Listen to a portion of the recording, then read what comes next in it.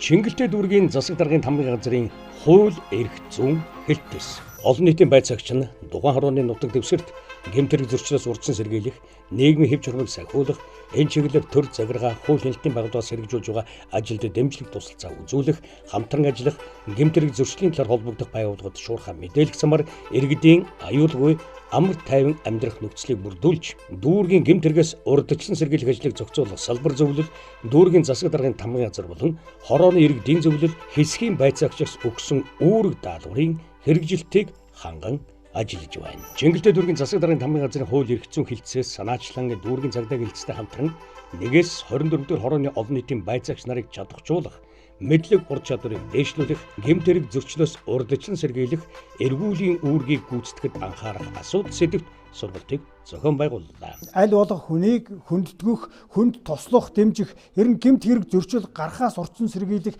мэдээллүүдийг цагдаагийн байгууллагад хүргэх, хуулийн байгууллагад хүргэх, тэрнийг шийдвэрлэлтэнд нь харилцсан мэдээлэл солилцох дэмжлэг үзүүлдэг ийм л хүмүүсийг олон нийтийн байцаагч гэж нэрлэдэг байгаа шүү. Сургалтын үеэр гэмтэрэг зөрчлөөс урдсан сэргийлэх тухай хууль, тэдгээрийн хүрээнд хийж гүйцэтгсэн ажлын үр дүнг нэгтгэн дүүнэх, хууль заасан чиг үүргийг хэрэгжүүлэхэд шаардлагатай дэмжлэг тусалцааг үзүүлэх, олон нийтийн идэвхтэй оролцооны талаар цагдаагийн 1-р хэлтсийн ахлах Нямдава мэдээлэл өглөө.